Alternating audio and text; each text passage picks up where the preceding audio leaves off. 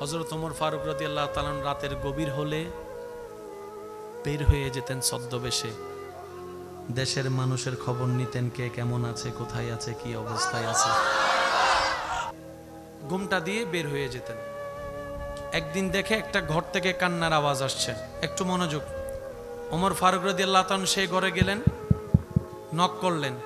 একজন খাতুন বিধবা দরজা খুললেন, জিজ্ঞেস করলেন এত রাত আপনি কে? বলে যে না, কান্নার আওয়াজ শুনলাম তাই আসলাম। তা কান্না করছে কেন আপনি, আপনার বাচ্চারা? বলে যে ঘরে খাবার নাই, উপবাসে আছি, কান্না করব না তো কি করব।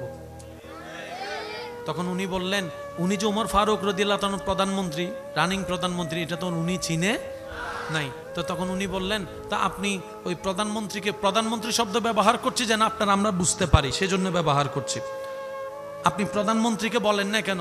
তখন সেই খাতুন মহিলাটা বললেন, ওনার নাম আমারে বইল না,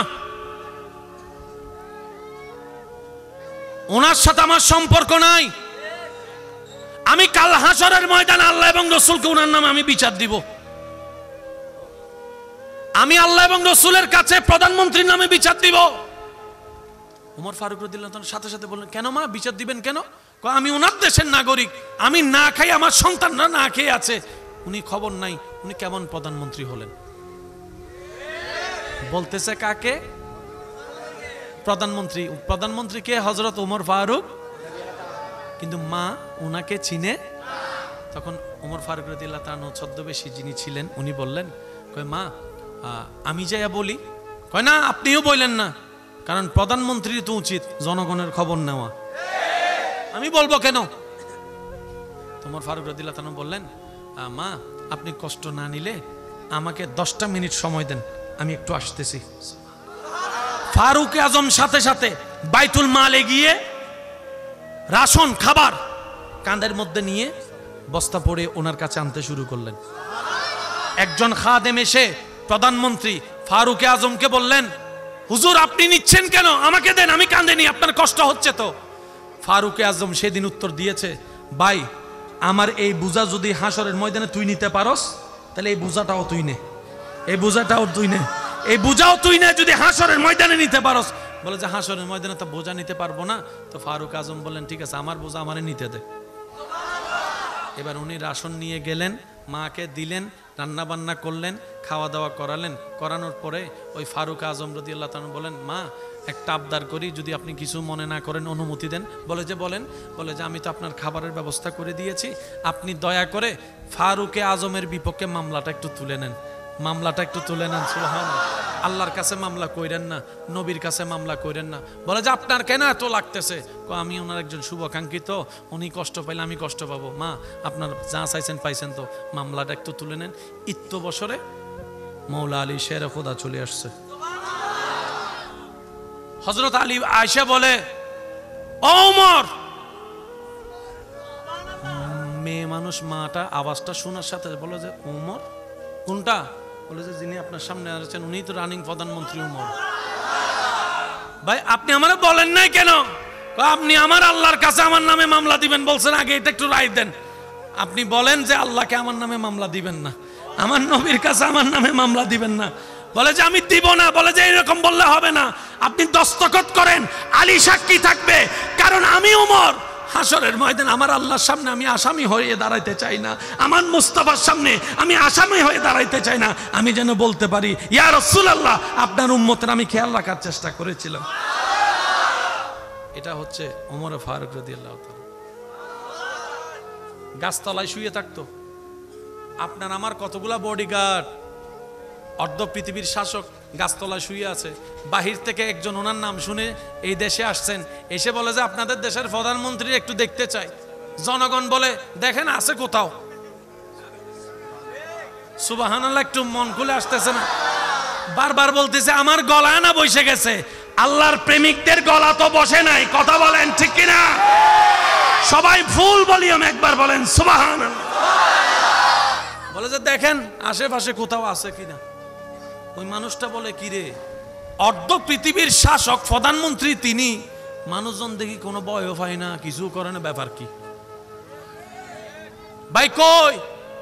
কই আছে ভাই নয়, দেখেন খুঁজতে খুঁজতে খুঁজতে যায় গাছতলায় যাইয়া ওমর ফারুক রাদিয়াল্লাহু তাআলা শুয়ে আছে। ওনাকে যাই জিজ্ঞেস করে, ভাই একজনকে খুঁজতেছি, অনেকক্ষণ হয়েছে, সুবহানাল্লাহ বলেন না, পাই না।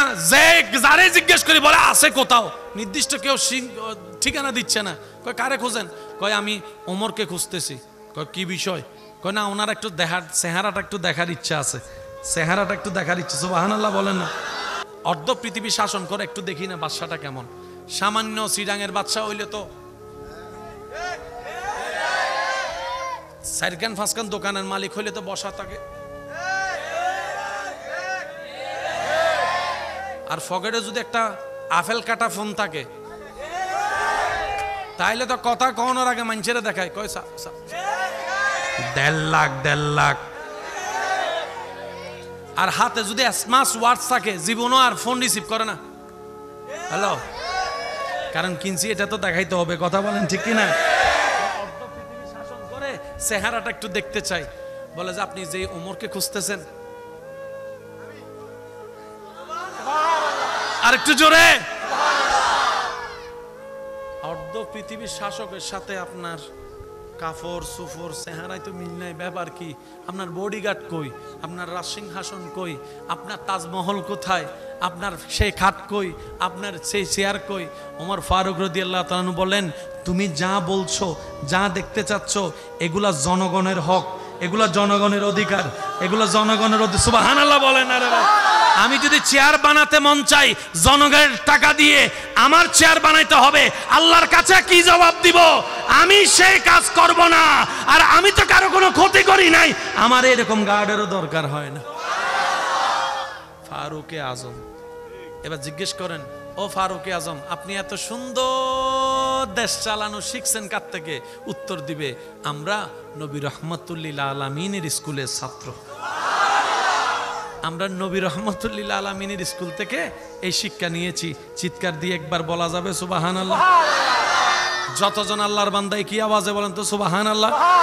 আচ্ছা আপনারাই বলেন তো, সারা পৃথিবীর শাসক যদি সব এই মেন্টালিটির হয়, এই চিন্তার হয়, আর কেউ উপবাসে ঘুমাতে হবে? জোরে বলেন, উপবাসে ঘুমাতে হবে? ক্ষুধার যন্ত্রণায় কষ্ট পেতে হবে? ইফতিজিং থাকবে, দর্শন থাকবে, আর হাজানি থাকবে, খুন থাকবে, কিচ্ছু থাকবে না। আপনি দরজা খোলা রেখে ঘুমে যেতে পারবেন। আল্লাহ আমাদের সবাইকে সেই ইসলামের নূর আলো নেওয়ার তৌফিক দান করুন। এই পুরা প্যান্ডেলটা যদি চাষ করতে 10 জন মানুষের 10 দিন লাগে, 5 জন মানুষের সময় কি কম লাগবে না আরো বেশি লাগবে? ওই যে আমাদের পাটিগণিতের অঙ্কটা আর কি। এই মাঠটা চাষ করতে 10 জন মানুষের যদি 10 দিন লাগে, 5 জন মানুষের সময় আরো, 3 জনের আরো, 2 জনের আরো, 1 জনের দিলে আরো। হ্যাঁ, যদি আপনি 10 জনের জায়গায় 20 জন দেন, সময় আরো, সময় আরো। এই কথায় কারো কোনো দ্বিমত আছে? আমি সব যুবকদের এই বিষয়ে একটু মনোযোগ চাচ্ছি, কারণ আপনাদেরকে অনেক সময় বিভিন্ন পণ্ডিতরা উল্টা ফুলটা কথা বলে বলে মুসলমান থেকে নাস্তিক বানানোর একটা চেষ্টা চালাচ্ছে। অনেক কলেজ ভার্সিটির ছেলে মেয়েরা ইসলাম মানতে চায় না, ধর্ম মানতে চায় না। আমার ভাই বোনেরা, ও যে যেমনে বুঝাইছে উনি এমনি বুঝা নিজের মতো চলে গিয়েছে। এমন এমন হাদিস দেখায় যে হাদিস আসলে হাদিসের মধ্যেও নাই, থাকলেও উনি বুঝতে পারে নাই। আল্লাহর ওয়াস্তে একটু কথাটা বুঝবেন, কষ্ট হচ্ছে না তো আপনাদের?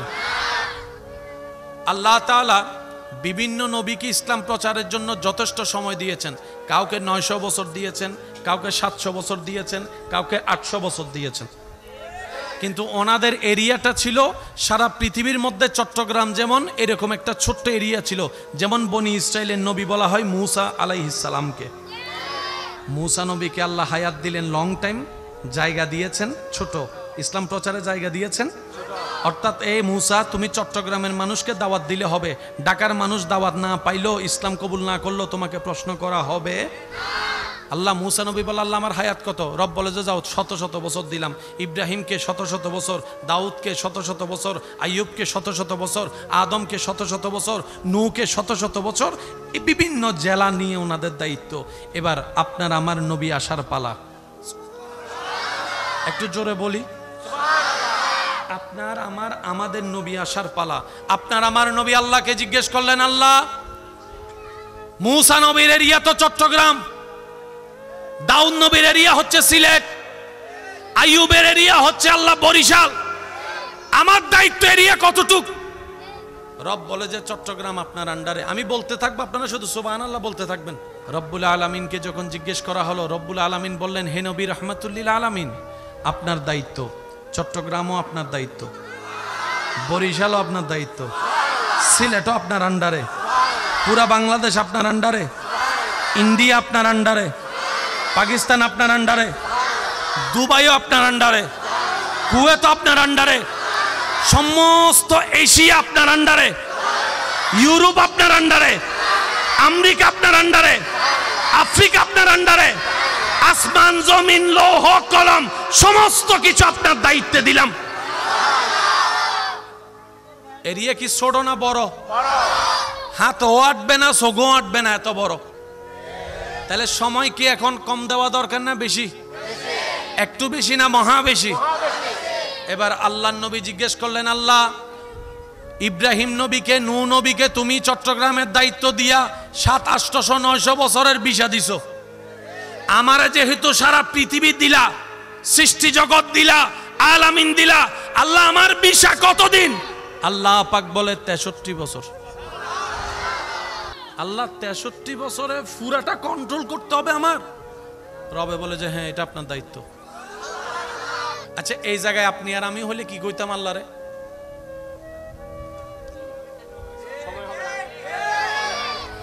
নয়শো বছর দিছ শুধু চট্টগ্রামের দায়িত্বে একজনকে, আর তুমি আমারে দিলা সারা বিশ্ব, সময় দিলে মাত্র 63 বছর।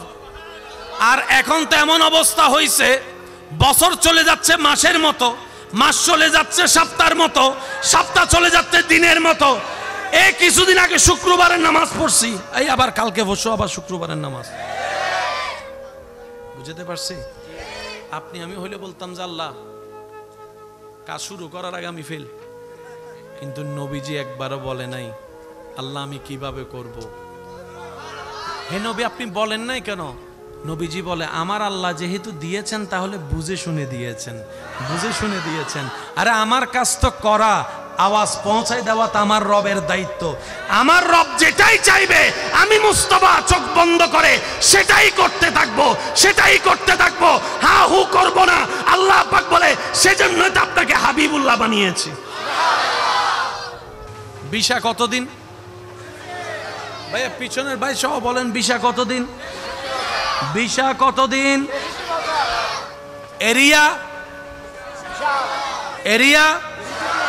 এবার আওয়াজটা পৌঁছানোর জন্য মাধ্যমের দরকার আছে না নাই? নবীর আমলে ক্যামেরা, আর একটু ছোট করে বলেন, Facebook, YouTube, internet, paper, TV channel, radio, কিচ্ছু। তাহলে মক্কার আওয়াজ আফ্রিকা কেমনে যাবে? টেনশনের কথা। সময় মাত্র 63 বছর। এবার মজার বিষয় দেখেন, নবীজির বয়স যখন 1 বছর, একটু মনোযোগ। নবী বলে আল্লাহ 63 থেকে দেখ চলে গেছে বা আছে মাত্র, আল্লাহ আমি দাওয়াত শুরু করি। আল্লাহ পাক বলে যে এখন না, এখন না, আরো পরে।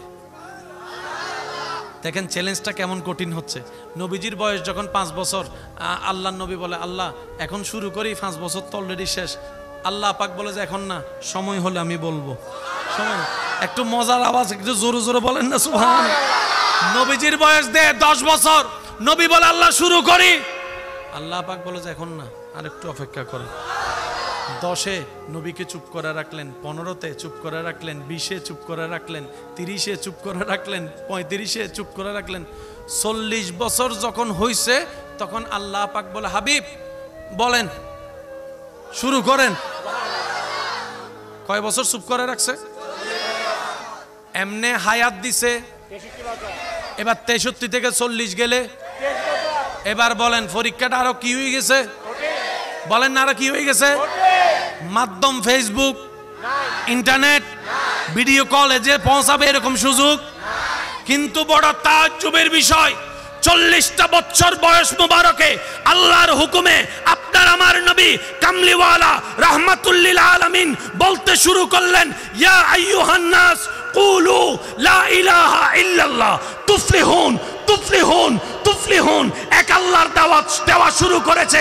কিছুদিন যেতে না যেতেই এই এক আল্লাহর আওয়াজটা, দাওয়াতের আওয়াজটা আরব থেকে আফ্রিকা পর্যন্ত পৌঁছায় গিয়েছে।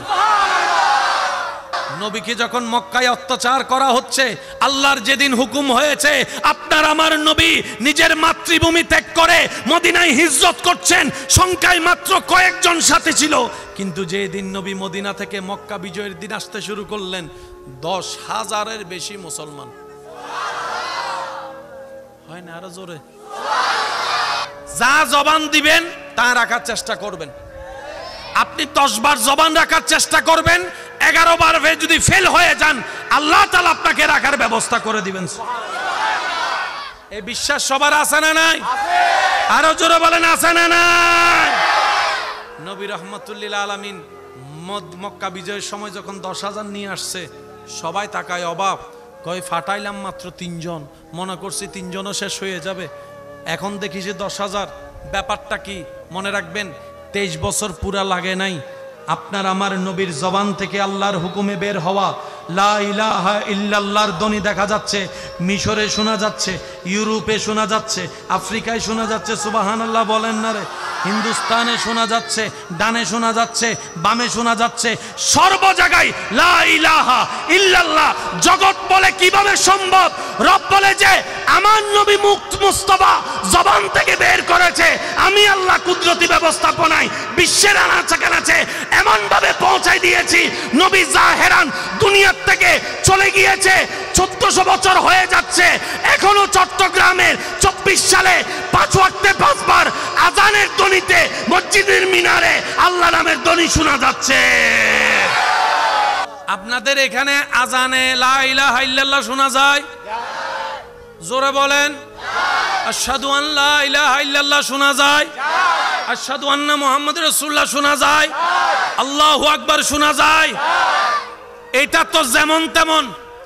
যে তায়েফে নবীকে ঢুকতে দেয় নাই, যে তায়েফে নবীকে কথা বলতে দেয় নাই, যে তায়েফে আপনার আমার নবীকে রক্তাক্ত করেছে, এখন সে তায়েফে শত শত মসজিদে আল্লাহর ঘর তৈরি হয়ে গেছে। সেজন্য মনে রাখবেন, ধৈর্য যে ধরে তার মাইন নাই, যে ধৈর্য ধরবে জয় তার, জয় তার। কেন? ইন্নাল্লাহা মাআস সাবিরিন। চিৎকার দিয়ে বলেন না সুবহানাল্লাহ। ইসলাম এখনো আছে, আজান আছে, কোরআন আছে, আল্লাহর নাম আছে, নবীর নাম আছে, মসজিদ আছে, নামাজ আছে। আবু জাহেল, ফেরাউন, নমরুদ, সাজ্জাদ, কাফেররা, তাদের পাওয়ার, তাদের ক্ষমতা। আল্লাহর আওয়াজ, আজানের আওয়াজ, কোরআনের আওয়াজ, জোরে জোরে। আজকে একটা ছোট্ট কথা বলি, যদি পাক্কা মুমিন হইতে পারেন জীবনে কোনো ফেল যাইতেন না। সবাই পাস করতে চায় না? পাস বলেন না, পাস করতে চায় না? একজন এসএসসিতে গোল্ডেন এ প্লাস পাইছে, ওরে মিষ্টি। সে যদি ইন্টারে যাইয়া বি পায়, পাস না ফেল? সে যদি আবার মাস্টার্সের মধ্যে যাই এমএনএস পায়, মোটামুটি পাস। সে যদি বিসিএস ক্যাডার হয় আবার পাস হয়ে যাবে। মনে রাখবেন, পাস ফেলটা কখনো অঙ্ক দিয়ে হয় না, এটা মাথায় রাখবেন। একজন অভিভাবক কেমন হওয়া উচিত? অর্ধ পৃথিবীর শাসক যাকে বলা হয়, ইসলামের খলিফা, খলিফাতুল মুসলিমিন হযরত ওমর ফারুক রাদিয়াল্লাহু তাআলা। আমি যুবকদের মনোযোগ চাচ্ছি, আমার মা বোন যদি শুনেন একটু শ্রদ্ধার সাথে বলি, মনের কান দিয়ে শুনেন। আসল প্রধানমন্ত্রী কারে বলে? সুবহানাল্লাহ বলেন না। প্রধানমন্ত্রী তো এই পৃথিবী অনেকেই দেখেছে, কিন্তু রাসূলের সাহাবার মতো প্রধানমন্ত্রী ইসলামের খেদমত করার ইচ্ছা আছে? কার কার আছে হাত তুলেন। আল্লাহু আকবার।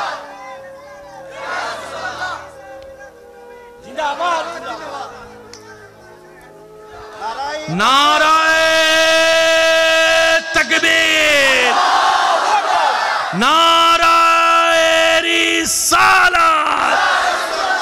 একবার বলি মারহাবা। এবার হাত নামান। এবার আমার অনেক ভাইয়ে বলবে ইচ্ছা তো আছে, কিন্তু আমি তো হুজুর হতে পারি নাই, আমি তো ইমাম হতে পারি নাই, আমি তো বক্তা হতে পারি নাই, আমি তো মুয়াজ্জিন হতে পারি নাই, ইসলামের খেদমত কেমনে করব? শুনে রাখেন, ইসলামের খেদমত করতে ইমাম হতে হয় না, ইসলামের খেদমত করতে বক্তা হতে হয় না। আপনি যে পজিশনে আছেন, যে চাকরিতে আছেন, যে ব্যবসায়ী আছেন, যে কাজে আছেন, সেখান থেকে আপনি ইসলামের খেদমত চাইলে করতে পারবেন। আপনি ডাক্তার হয়ে ইসলামের খেদমত করতে পারেন। সুবহানাল্লাহ বলবো না ভাই? আর একটু জোরে বলেন না সুবহানাল্লাহ। এই সুযোগ করে দিয়েছেন কে? এই সুযোগ করে দিয়েছেন কে? সবাই যদি নিজের জায়গা থেকে চরিত্রটা মুসলমানের বানাই ফেলতে পারি। এটা কি ফার্মেসি? ফার্মেসি এই যে কথা কেন, ওষুধ আছে না?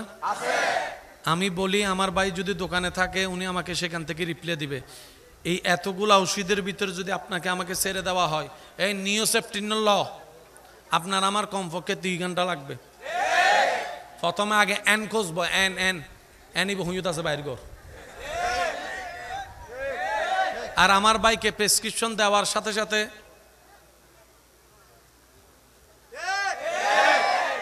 আর একটু জোরে, আবার বেশি এক্সপার্ট হয়ে গেলে তখন কি করে? আর একটু বেশি এক্সপার্ট হলে, ওই ছোট 3 নম্বর থাকের 7 নম্বর ওষুধটা লো। কিছু কথা বলে না ওনারা? ঠিক আছে নি? ওই বহদ্দারাট যাইয়া 10 মিনিট দেখেন। ওনারা কি করে, অনেক সময় গ্রুপ ওয়াইজ সেটিং করে। এখানে কথা বলে না রে ভাই? এক একটা সেটিং আলাদা আছে না? যখন পাক্কা হয়ে যায়, যারা ফার্মেসি করে 10-12 বছর, ইতারাও ছোট হাড়ো ডাক্তার তো বলনো হই বাংলার কেন বহুত জনে ডাইরেক্ট ডাক্তার হাসো না যাইতে হাজা দেয়।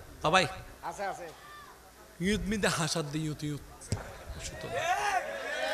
আর ভাইও সুন্দর করে হদে আগর আগর ইতারা কেন মন শান্তি দে দেরি আগর আগর সাইর ওষুধ গদি দে হামগি ইতো মনে মনে চিন্তা করতে মানলে ফিরা 300 টাকা বাঁচি কি আছে না নাই? হন আওয়াজ। অভিজ্ঞতা অনেক বড় জিনিস। আপনি যদি মুসলমানের চরিত্রটা নিয়ে ডাক্তার হতে পারেন, পাইলট হতে পারেন, ইঞ্জিনিয়ার হতে পারেন, আল্লাহ তাআলা আপনাকে এমন সুযোগ করে দিবে, যে কাজে যাবেন সেখানে ইসলামের খেদমত করতে পারবেন। সুযোগ আছে না নাই? আল্লাহর একজন ওলির কথা মনে পড়ছে, বলবো? হযরত আব্দুল্লাহ রহমতুল্লাহ আলাইহি, নামটা মনে রাখতে হবে। হযরত আব্দুল্লাহ, ওনার ঘরটা এমন জায়গায় ছিল, চতুর্দিকে অন্য ধর্মের মানুষ, মাঝখানে একজন শুধু আল্লাহকে মাননেওয়ালা, নবীকে মাননেওয়ালা। তো আপনারা তো জানেন, ওই এতগুলা দাঁতের মাঝখানে জিহ্বা থাকলে যেমন হয় আর কি অবস্থা। তো সবাই মিলে ওনাকে কি করত, এমন ভাবে টর্চার করত যেন উনি ঘর ছাড়িয়ে বাড়ি ছেড়ে পালাই যায়। এই চিন্তা করে সারাদিন যা ময়লা হতো সবগুলা রাত্রেবেলা আব্দুল্লাহর ঘরের সামনে এনে রাখতো। সকালবেলা উঠে উনি যেন ময়লা দেখে দেখে বিরক্ত হয়ে ঝগড়া করে, ঝগড়া করলে সবাই মিলে মারবে। প্ল্যানিং সাকসেস, সবার প্ল্যানিং এটা। এই বাবা বাবা একটু একটু একটু। হযরত আব্দুল্লাহ রহমতুল্লাহ আলাইহি যখন সকালে দরজা খোলার জন্য সময় হতো, সবাই মিলে তাকাই থাকতো। সবাই মিলে কি করত? তাকাই থাকতো। আজকে চিল্লাবে আর গণদোলার কোনো বিচার, গণদোলার কোনো বিচার। সবাই জানলার ফাঁকে তাকাই থাকতো, মুসলমান কি করে দেখি। আব্দুল্লাহ রহমতুল্লাহ আলাইহি কোনো প্রকার কথা বলা ছাড়া ঘরের সামনে রাখা সে ময়লাগুলা নিজের হাতে নিয়ে নিরাপদ স্থানে ফেলে আসতেন, একটা আওয়াজও করেন নাই। তখন ওরা প্ল্যানিং করতেছে, একদিনে না বালা, 2 দিনে না বালা, 4 দিনের দিতে সেদবে, 5 দিনের দিতে গরম হবে স্বাভাবিক। ওরা প্রত্যেক দিন ফেলতেই আছে। আব্দুল্লাহ রহমতুল্লাহ আলাই নীরবতার সাথে, ধৈর্যের সাথে, আল্লাহর উপর সন্তুষ্টি থেকে নিজের হাতে ময়লাগুলো নির্দিষ্ট স্থানে ফেলে দিতেই আছে, আওয়াজও করে নাই। ফেলতে ফেলতে ফেলতে ওরা ফেলতেই আছে, উনি রাখতেই আছে। এভাবে করতে করতে একদিন তারা বিরক্ত হয়ে ময়লা ফেলা বন্ধ করে দিছে। ওরা বলে লারি কারে, লড়ে তো না, রাগাই কারে, রাগে তো না। আশা করি আপনারা জীবনে অনেক কিছুর সাথে মিল খুঁজে পাবেন। কিছু কিছু মানুষ আছে দেখবেন আপনার সাথে যাওয়ার সময় এমনি নিজের থেকে হইলো, তারপরে বলবে যে ধাক্কা গাদিউস আছে, এরকম আছে। কিছু মানুষ আপনার সাথে গায়ে পড়ে ঝগড়া করতে চাইবে। আল্লাহর ওয়াস্তে যদি সফলতা চান ঝগড়া করেন না। আপনি বলবেন ধাক্কা আরেকটা দে, আয়। তৃতীয়বার যখন ধাক্কা দিতে আসবে আপনি হাতটা দিয়ে কোলাকুলি করে ফেলবেন। সিডেঙ্গে হতা আছে, হতে সবসময় জোতা দিয়ে মারণ নভরে। সিডেঙ্গ কলে বুঝিব হতাইয়েন ইয়েন অন্য দেশ হলে আবার গালি মনে হতারি নারা সিডেঙ্গে হতারি। সিডেঙ্গে হতা আছে তো ও সবসময় জোতা দিয়ে মারণ নভরে। কিছু কিছু হতা আছে দিন জোতার মারির তো বেশি। আচ্ছা অনজ্ঞ বেনামাজি মানুষেরও যদি যাইয়েরা হন, ওরা তুই যে নামাজি মানুষ, আল্লাহু আকবার আল্লাহু আকবার, তুই নামাজ পড়তে পড়তে তো চেহারাতে ওরা নুরগি, তাই যদি নামাজও ফরজ ফানলার।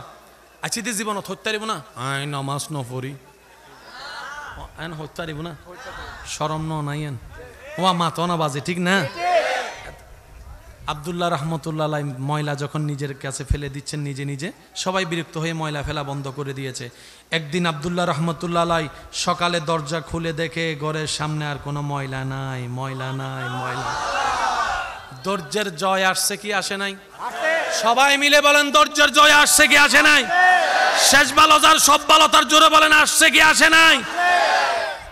আপনি আমি হলে তো এক লাফে খুশিতে ছাদে উঠে যাইতাম জিতি গেই, কিন্তু আব্দুল্লাহ রহমতুল্লাহ তা করেন নাই। করলেন কি? প্রত্যেক জনের ঘরে যাইয়া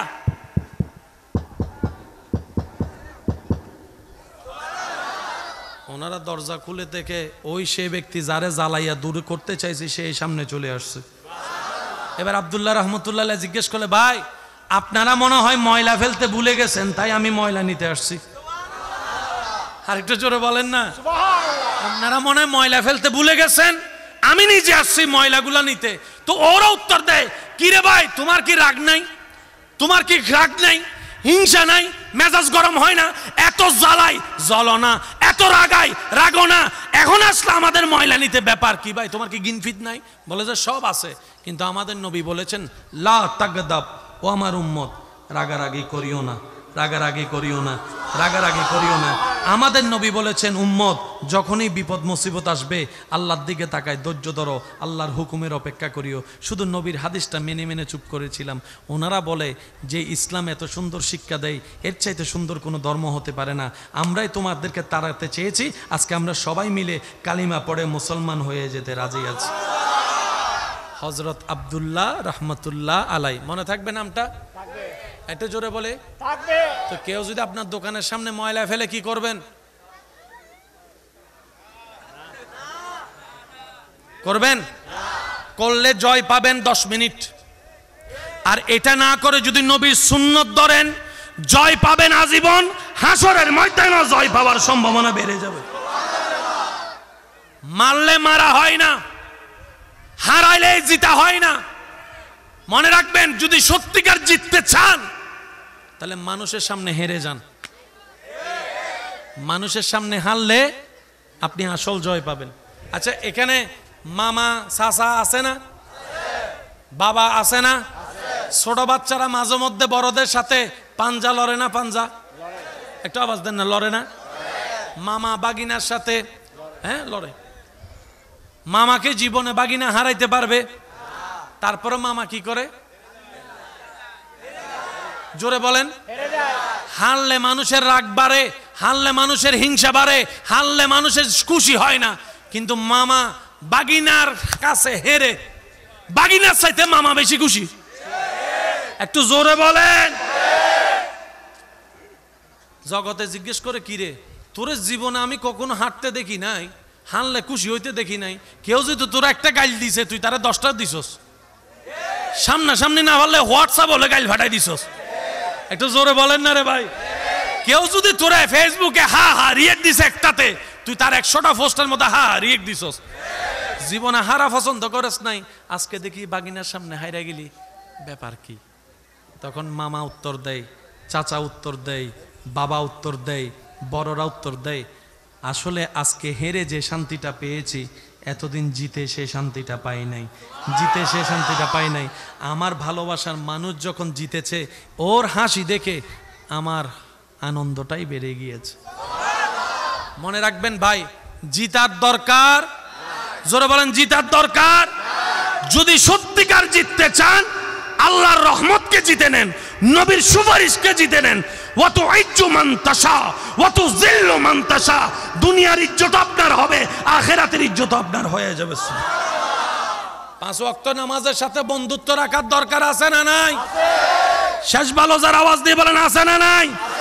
বড়দেরকে সম্মান করার দরকার আছে না নাই? মুরব্বির সাথে কখনো বেয়াদবি করবেন না। এখন তো আমরা দিন দিন ফান করতে যাইয়া বেয়াদব হয়ে যাচ্ছি।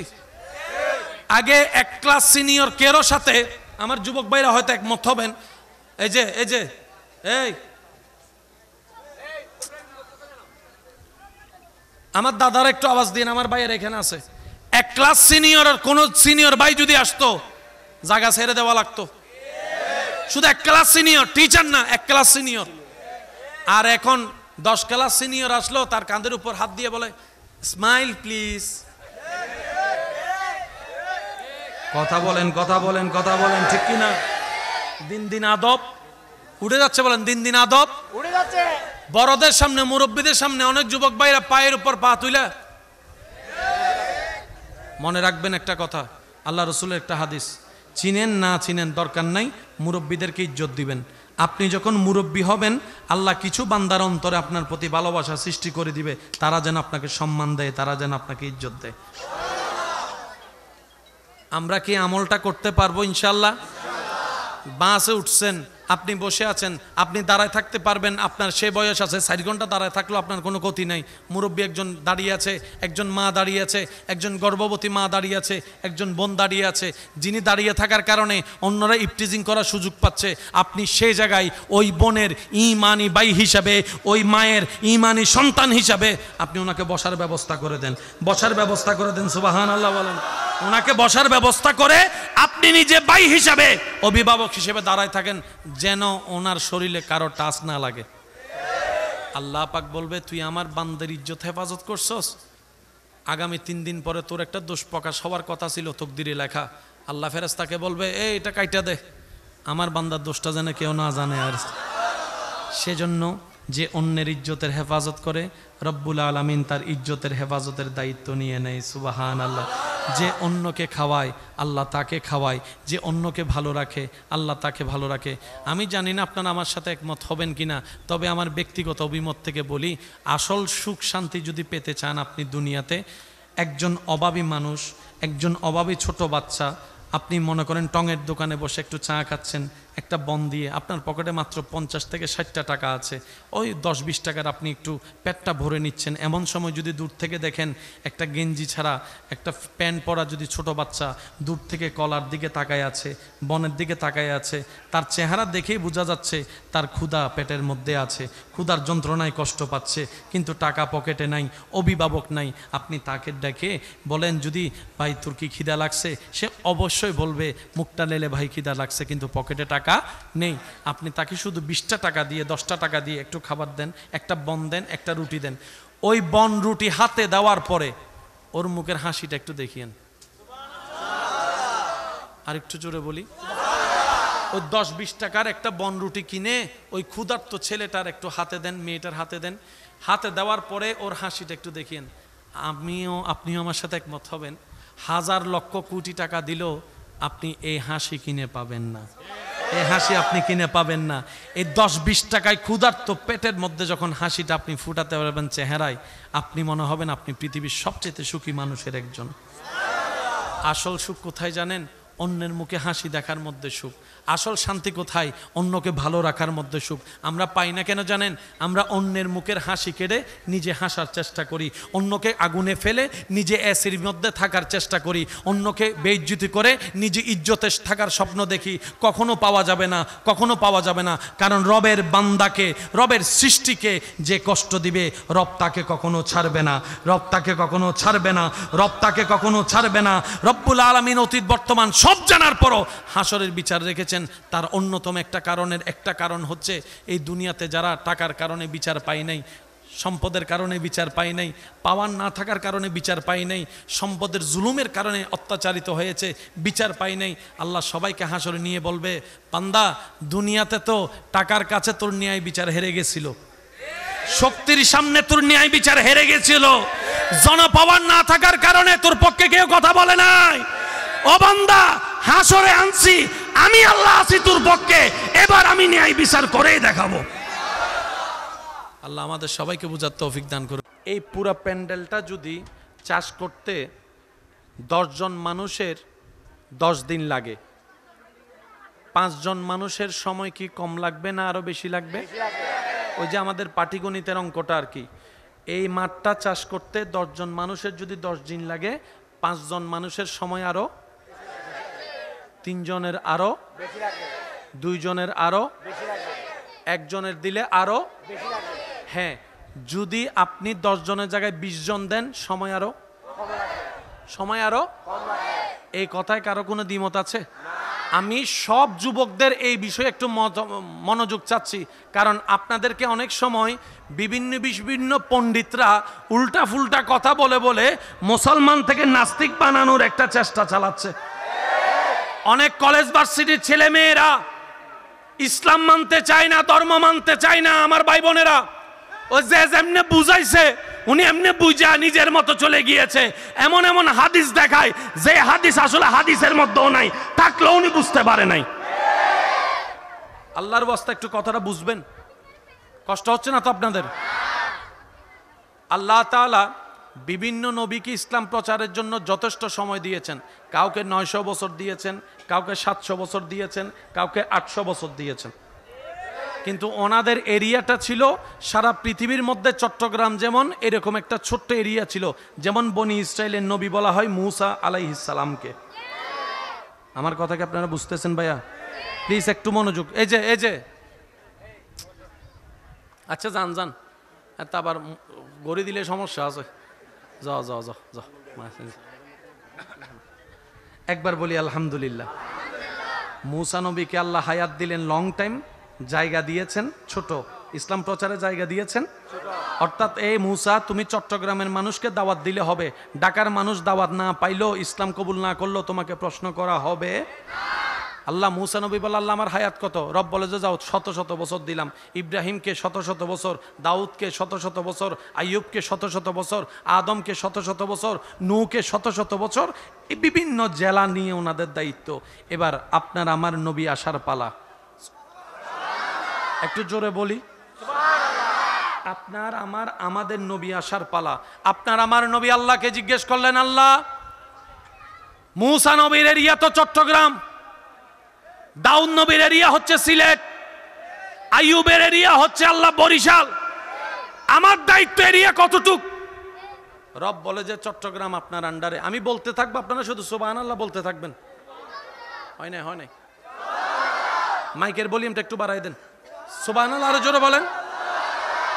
রব্বুল আলামিনকে যখন জিজ্ঞেস করা হলো, রব্বুল আলামিন বললেন, হে নবী রাহমাতুল্লিল আলামিন, আপনার দায়িত্ব, চট্টগ্রামও আপনার দায়িত্ব, বরিশালও আপনার দায়িত্ব, সিলেটও আপনার আন্ডারে, পুরা বাংলাদেশ আপনার আন্ডারে, ইন্ডিয়া আপনার আন্ডারে, পাকিস্তান আপনার আন্ডারে, দুবাইও আপনার আন্ডারে, কুয়েত আপনার আন্ডারে, সমস্ত এশিয়া আপনার আন্ডারে, ইউরোপ আপনার আন্ডারে, আমেরিকা আপনার আন্ডারে, আফ্রিকা আপনার আন্ডারে, আসমান জমিন লৌহ কলম সমস্ত কিছু আপনার দায়িত্বে দিলাম। এরিয়া কি ছোট না বড়? হাতও আটবে না, সোগো আটবে না, এত বড়। তাহলে সময় কি এখন কম দেওয়া দরকার না বেশি? একটু বেশি না মহা বেশি? এবার আল্লাহর নবী জিজ্ঞেস করলেন, আল্লাহ, ইব্রাহিম নবীকে, নূহ নবীকে তুমি চট্টগ্রামের দায়িত্ব দিয়া 700-800-900 বছরের ভিসা দিছো, আমারে যেহেতু সারা পৃথিবী দিলা, সৃষ্টি জগৎ দিলা, আলামিন দিলা, আল্লাহ আমার ভিসা কতদিন? আল্লাহ পাক বলে 63 বছর। আরেকটু জোরে জোরে বলি, আল্লাহ 63 বছরে পুরাটা কন্ট্রোল করতে হবে আমার? রবে বলে যে হ্যাঁ, এটা আপনার দায়িত্ব। আচ্ছা, এই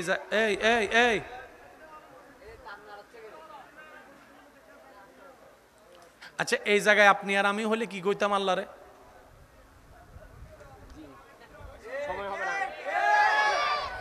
900 বছর দিছ শুধু চট্টগ্রামের দায়িত্বে একজনকে, আর তুমি আমারে দিলা সারা বিশ্ব, সময় দিলে মাত্র 63 বছর। আর এখন তো এমন অবস্থা হয়েছে, বছর চলে যাচ্ছে মাসের মতো, মাস চলে যাচ্ছে সপ্তাহের মতো, সপ্তাহ চলে যাচ্ছে দিনের মতো। এই কিছুদিন আগে শুক্রবারের নামাজ পড়ছি, এই আবার কালকে বসো আবার শুক্রবারের নামাজ। বুঝতে পারছি? আপনি আমি হইলে বলতাম যে আল্লাহ, কাজ শুরু করার আগে আমি ফেল। কিন্তু নবীজি একবারও বলে নাই আল্লাহ আমি কিভাবে করব। হে নবী, আপনি বলেন নাই কেন? নবীজি বলে, আমার আল্লাহ যেহেতু দিয়েছেন তাহলে বুঝে শুনে দিয়েছেন, বুঝে শুনে দিয়েছেন। আরে আমার কাজ তো করা, আওয়াজ পৌঁছাই দেওয়া তো আমার রবের দায়িত্ব। আমার রব যেটাই চাইবে আমি মুস্তাফা চোখ বন্ধ করে সেটাই করতে থাকবো, সেটাই করতে থাকবো, হা হু করব না। আল্লাহ পাক বলে, সেজন্য তো আপনাকে হাবিবুল্লাহ বানিয়েছি।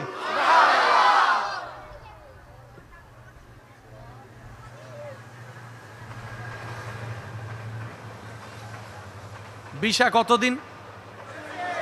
ভাইয়া পিছনের ভাই সহ বলেন, ভিসা কতদিন? ভিসা কতদিন? এরিয়া এরিয়া এবার আওয়াজটা পৌঁছানোর জন্য মাধ্যমের দরকার আছে না নাই? নবীর আমলে ক্যামেরা আর একটু ছোট করে বলেন, Facebook, YouTube, internet, paper, TV channel, radio, কিচ্ছু। তাহলে মক্কার আওয়াজ আফ্রিকা কেমনে যাবে? টেনশনের কথা। সময় মাত্র 63 বছর। এবার মজার বিষয় দেখেন, নবীজির বয়স যখন 1 বছর, একটু মনোযোগ। নবী বলে, আল্লাহ 63 থেকে তো 1 চলে গেছে বা আছে মাত্র, আল্লাহ আমি দাওয়াত শুরু করি। আল্লাহ পাক বলে যে এখন না, এখন না, আরো পরে। দেখেন চ্যালেঞ্জটা কেমন কঠিন হচ্ছে। নবীজির বয়স যখন 5 বছর, আল্লাহ নবী বলে, আল্লাহ এখন শুরু করি, 5 বছর তো অলরেডি শেষ। আল্লাহ পাক বলে যে এখন না, সময় হলে আমি বলবো। সময়, একটু মজার আওয়াজ, একটু জোরে জোরে বলেন না সুবহানাল্লাহ। নবীজির বয়স 10 বছর, নবী বলে আল্লাহ শুরু করি। আল্লাহ পাক বলে যে এখন না, আর একটু অপেক্ষা করেন। 10-এ নবীকে চুপ করে রাখলেন, 15-তে চুপ করে রাখলেন, 20-এ চুপ করে রাখলেন, 30-এ চুপ করে রাখলেন, 35-এ চুপ করে রাখলেন। 40 বছর যখন হইছে তখন আল্লাহ পাক বলে, হাবিব বলেন, শুরু করেন। কয় বছর চুপ করে রাখছে? এমনে হায়াত দিছে। এবার 63 থেকে 40 গেলে এবার বলেন পরীক্ষাটা আরো কি হয়ে গেছে? বলেন না, আরো কি হয়ে গেছে? মাধ্যম ফেসবুক, ইন্টারনেট, ভিডিও কলে যে পৌঁছাবে এরকম সুযোগ।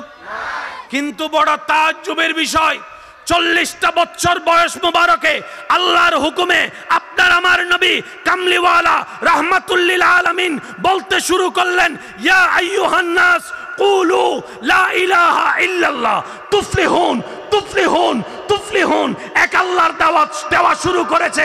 কিছুদিন যেতে না যেতেই এই এক আল্লাহর আওয়াজটা, দাওয়াতের আওয়াজটা আরব থেকে আফ্রিকা পর্যন্ত পৌঁছায় গিয়েছে। নারাই তাকবীর, আল্লাহু আকবার, নারাই রিসালাত, নারাই গাউসিয়া, সৈয়দ মুকাররম বাড়ি। উচ্চ আওয়াজ একবার বলেন মারহাবা। নবীকে যখন মক্কায় অত্যাচার করা হচ্ছে, আল্লাহর যেদিন হুকুম হয়েছে আপনার আমার নবী নিজের মাতৃভূমি ত্যাগ করে মদিনায় হিজরত করছেন, সংখ্যায় মাত্র কয়েকজন সাথে ছিল। কিন্তু যেদিন নবী মদিনা থেকে মক্কা বিজয়ের দিন আসতে শুরু করলেন, 10,000-এর বেশি মুসলমান। হয় না? আরো জোরে, আমাদের এখানে দল বাড়ি করতে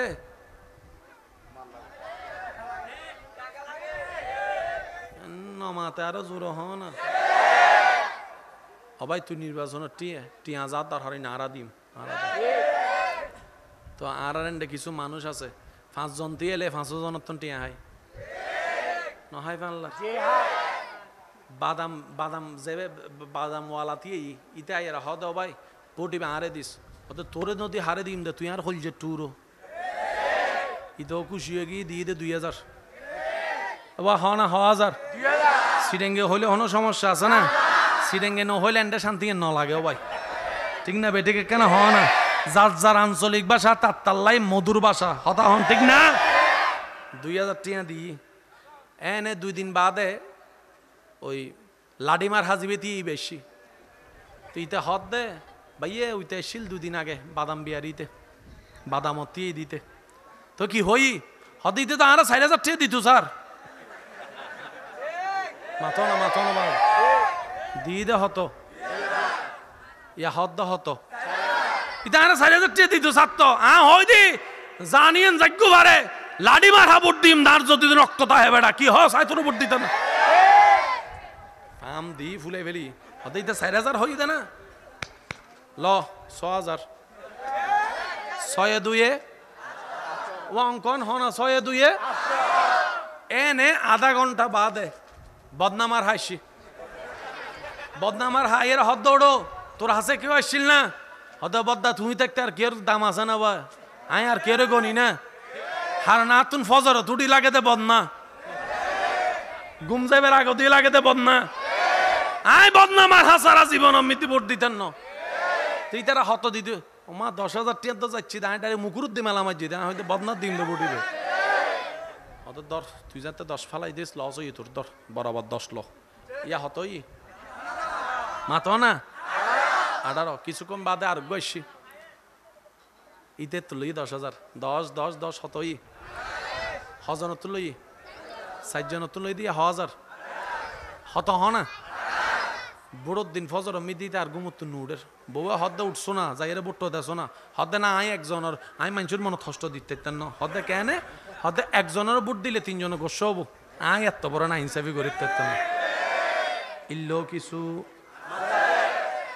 আই বোম মারি দিন দা বাজিবে ছোট হইলে বাজে এবারে জোর জোর ইল্লো কিছু বেগ গুণল্লা তাল বাস ঠিক রাখে যার সামনে যায় তা হাই তোমার ফিসুদে যাইরা হতো তুই নমরস ইল্লা আছে না নাই হন আবাজি আছে না নাই আল্লাহ পাক আরারে মুনাফিক গিরিতুন হেফাজত করক কাফেরত তুন বড় সাজা ভাই বুঝো মুনাফিক কলে এতাল্লা মনত রাইব ভাই মুসলমানের এক জবান মুসলমানের কয় জবান যা জবান দিবেন তা রাখার চেষ্টা করবেন আপনি 10 বার জবান রাখার চেষ্টা করবেন 11 বার যদি ফেল হয়ে যান আল্লাহ তাআলা আপনাকে রাখার ব্যবস্থা করে দিবেন এই বিশ্বাস সবার আছে না নাই আরো জোরে বলেন আছে না নাই নবী রাহমাতুল্লিল আলামিন মক্কা বিজয়ের সময় যখন 10,000 নিয়ে আসছে সবাই তাকায় অবাক কয় ফাটাইলাম মাত্র 3 জন মনে করছি 3 জনও শেষ হয়ে যাবে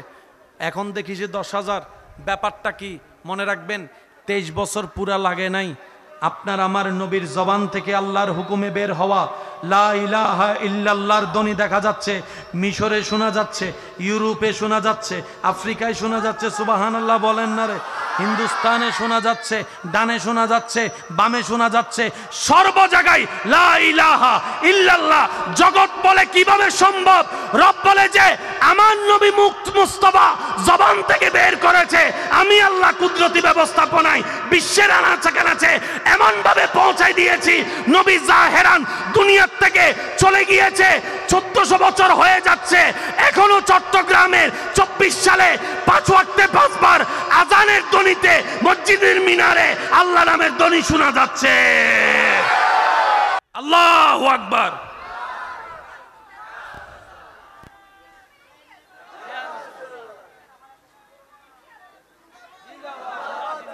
আপনাদের এখানে আজানে লা ইলাহা ইল্লাল্লাহ শোনা যায় জোরে বলেন আশহাদু আন লা ইলাহা ইল্লাল্লাহ শোনা যায় আশহাদু আন্না মুহাম্মাদুর রাসূলুল্লাহ শোনা যায় আল্লাহু আকবার শোনা যায়? এটা তো যেমন তেমন, যে তায়েফে নবীকে ঢুকতে দেয় নাই, যে তায়েফে নবীকে কথা বলতে দেয় নাই, যে তায়েফে আপনার আমার নবীকে রক্তাক্ত করেছে, এখন সে তায়েফে শত শত মসজিদে আল্লাহর ঘর তৈরি হয়ে গেছে।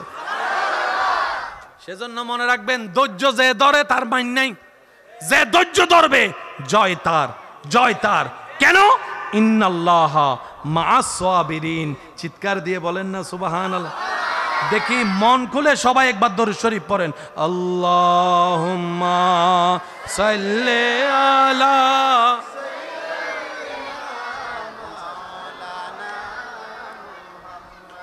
ওয়া আলা আলি সাইয়্যিদিনা। গোলাপ নীলম গাদা নীলম, নীলম রজনী গন্ধা, মনের সুখে মালা গাঁথিলাম সকাল থেকে।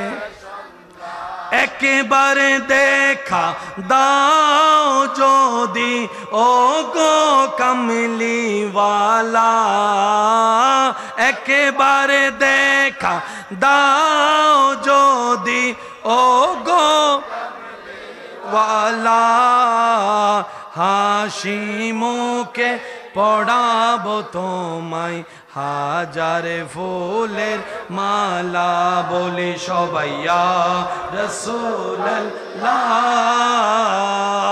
ইয়া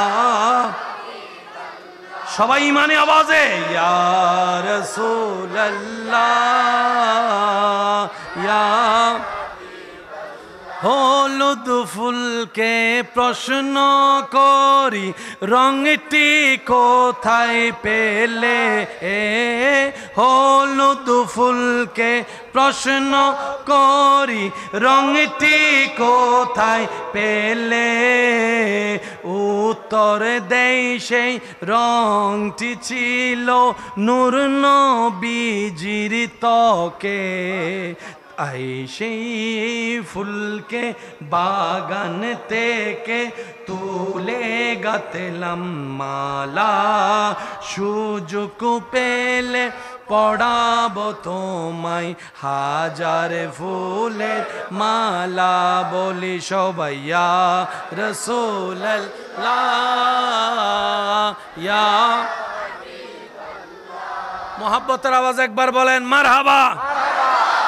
ইসলাম এখনো আছে, আজান আছে, কোরআন আছে, আল্লাহর নাম আছে, নবীর নাম আছে, মসজিদ আছে, নামাজ আছে। আবু জাহেল, আবু জাহেল, ফেরাউন, নমরুদ, সাজ্জাদ, কাফেররা, তাদের পাওয়ার, তাদের ক্ষমতা, আল্লাহর আওয়াজ, আজানের আওয়াজ, কোরআনের আওয়াজ, জোরে জোরে। আজকে একটা ছোট্ট কথা বলি, যদি পাক্কা মুমিন হইতে পারেন জীবনে কোনো ফেল যাইতেন না। সবাই পাস করতে চায় না? পাস বলেন না, পাস করতে চায় না? একজন এসএসসিতে গোল্ডেন এ প্লাস পাইছে, ওরে মিষ্টি। সে যদি ইন্টারে যাইয়া বি পায়, পাস না ফেল? সে যদি আবার মাস্টার্সের মধ্যে যায় এমএনএস পায়, মোটামুটি পাস। সে যদি বিসিএস ক্যাডার হয় আবার পাস হয়ে যাবে। মনে রাখবেন, পাস ফেলটা কখনো অঙ্ক দিয়ে হয় না, এটা মাথায় রাখবেন। আমি কেমনে বুঝাই, এখন বললে তো মামলা হয়ে যাবে আমার নামে। হই ফেলাই, হই ফেলাই গোস হইলে পরে গাল দিবে দেরি, তবে সত্য হইলে গালকা দিতে। দিন রাত পড়ালেখা করি আর ভাইও বিসিএস ক্যাডার হইয়ে রে, পুলিশের বড় অফিসার হই। বাংলাদেশের সবচাইতে কঠিন পরীক্ষার নাম কি? আরো জোর হ না। 20তম, 30তম, 35তম, 40তম বিসিএস চলে দেন না। বেগুন পরীক্ষা দিল ফাঁস গরিত আর ভাইয়ে দিন রাত পড়িয়ে রে, মাথা চুল বেগিন ওই যাইয়ে তার লগি পড়ালেখা করতে করতে যাইয়ারে পুলিশ অফিসার ওই বরজ্ঞ পুলিশ অফিসার এই দুঃখের হতাহারে হইতাম। এই এলাকার মধ্যে ক্লাস 5 ফাঁস মন্ত্রীও কি ফাঁস ইয়া বিসিএ সরিবে তিয়াইরে উইতারে সালাম দের মাথা কারো জোর হ না। এবার আর বাইজাতে বিসিএস ক্যাডারে সালাম দের দুইবারে মনে মনে চিন্তা করতে মানলে ফিরে দিন পড়ালেখা করি করলাম দেখি হিসাব কি বুঝুত আসছি না।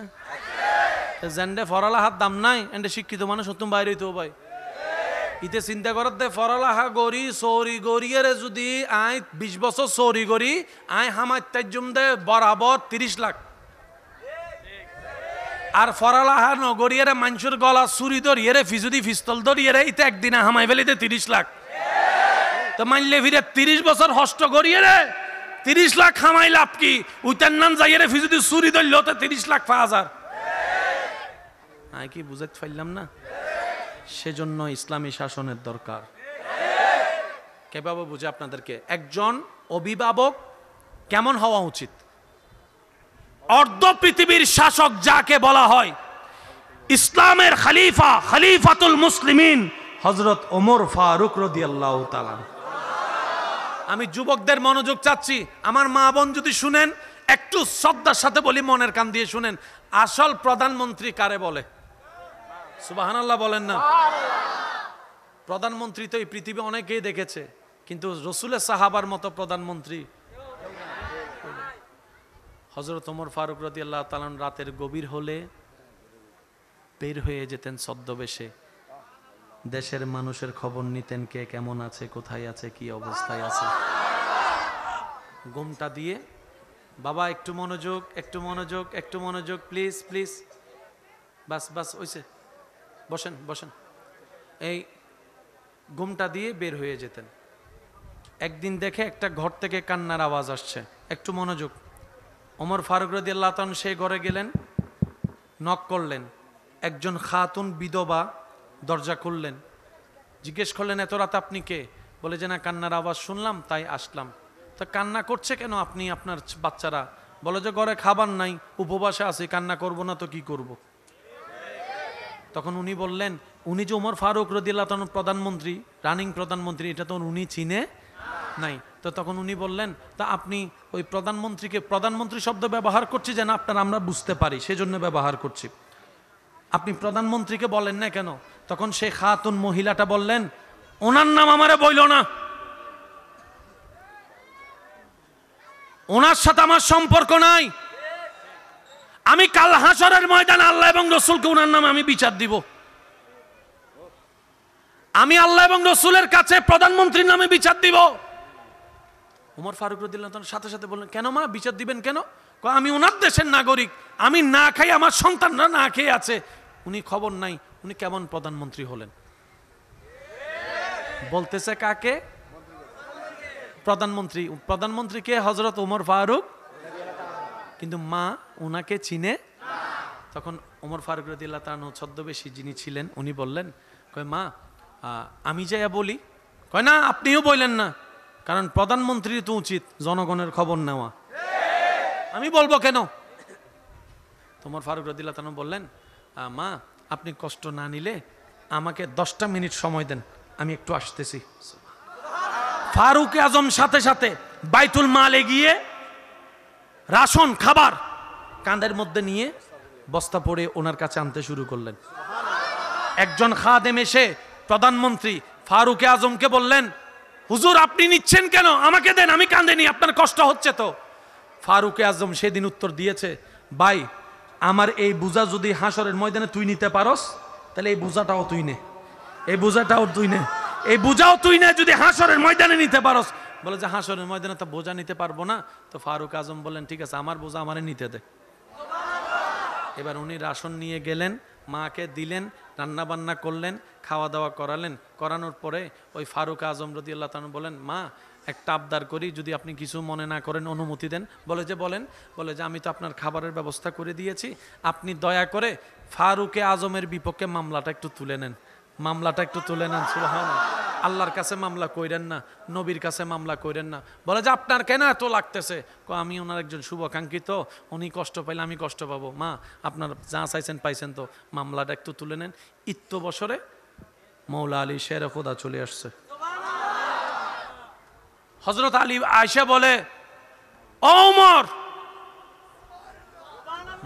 মেয়ে মানুষ মাটা আওয়াজটা শোনার সাথে বলে যে ওমর কোনটা? বলে যে যিনি আপনার সামনে আছেন উনি তো রানিং প্রধানমন্ত্রী ওমর। ভাই আপনি আমারে বলেন নাই কেন? আপনি আমার আল্লাহর কাছে আমার নামে মামলা দিবেন বলছেন, আগে এটা একটু রায় দেন। আপনি বলেন যে আল্লাহকে আমার নামে মামলা দিবেন না, আমার নবীর কাছে আমার নামে মামলা দিবেন না। বলে যে আমি দিব না। বলে যে এরকম বললে হবে না, আপনি দস্তখত করেন, আলী সাক্ষী থাকবে। কারণ আমি ওমর হাসরের ময়দান আমার আল্লাহর সামনে আমি আসামি হয়ে দাঁড়াইতে চাই না, আমার মুস্তাফার সামনে আমি আসামি হয়ে দাঁড়াইতে চাই না। আমি যেন বলতে পারি, ইয়া রাসূলুল্লাহ, আপনার উম্মতের আমি খেয়াল রাখার চেষ্টা করেছিলাম। এটা হচ্ছে ওমর ফারুক রাদিয়াল্লাহু তাআলা। গাছতলায় শুয়ে থাকতো। আপনার আমার কতগুলা বডিগার্ড, অর্ধ পৃথিবীর শাসক গাছতলায় শুয়ে আছে। বাহির থেকে একজন ওনার নাম শুনে এই দেশে আসছেন, এসে বলে যে আপনাদের দেশের প্রধানমন্ত্রী একটু দেখতে চাই। জনগণ বলে দেখেন আছে কোথাও। সুবহানাল্লাহ, একটু মন খুলে আসতেছে না? বারবার বলতেছে আমার গলা না বসে গেছে। আল্লাহর প্রেমিকদের গলা তো বসে নাই, কথা বলেন ঠিক কিনা? সবাই ফুল ভলিউম একবার বলেন সুবহানাল্লাহ। বলে যে দেখেন আশেপাশে কোথাও আছে কিনা। ওই মানুষটা বলে কি রে, অর্ধ পৃথিবীর শাসক প্রধানমন্ত্রী তিনি, মানুষজন দেখি কোনো ভয় পায় না, কিছু করে না, ব্যাপার কি? ভাই কই কই আছে ভাও নয়। দেখেন খুঁজতে খুঁজতে খুঁজতে যায় গাছতলায় যাইয়া ওমর ফারুক রাদিয়াল্লাহু তাআলা শুয়ে আছে। ওনাকে যাই জিজ্ঞেস করে, ভাই একজনকে খুঁজতেছি, অনেকক্ষণ হয়েছে। সুবহানাল্লাহ বলেন না? পাই না। যে যারে জিজ্ঞেস করি বলে আছে কোথাও, নির্দিষ্ট কেউ ঠিকানা দিচ্ছে না। কয় কারে খোঁজেন? কয় আমি ওমরকে খুঁজতেছি। কয় কি বিষয়? কয় না ওনার একটু দেখার চেহারাটা একটু দেখার ইচ্ছা আছে, চেহারাটা একটু দেখার ইচ্ছা। সুবহানাল্লাহ বলেন না? কি ওনার চেহারাটা একটু দেখার ইচ্ছা আছে। অর্ধ পৃথিবী শাসন করে, একটু দেখি না বাদশাটা কেমন। সামান্য সিডাঙের বাদশা হইলে তো চারখান পাঁচখান দোকানের মালিক হইলে তো বসা থাকে। আর পকেটে যদি একটা আপেল কাটা ফোন থাকে তাইলে তো কথা কওয়ানোর আগে মানুষের দেখায়, কয় 1.5 লাখ। আর হাতে যদি স্মার্ট ওয়াচ থাকে জীবনও আর ফোন রিসিভ করে না। হ্যালো, কারণ কিনছি এটা তো দেখাইতে হবে, কথা বলেন ঠিক কিনা? অর্ধ পৃথিবী শাসন করে, চেহারাটা একটু দেখতে চাই। বলে যে আপনি যে ওমরকে খুঁজতেছেন,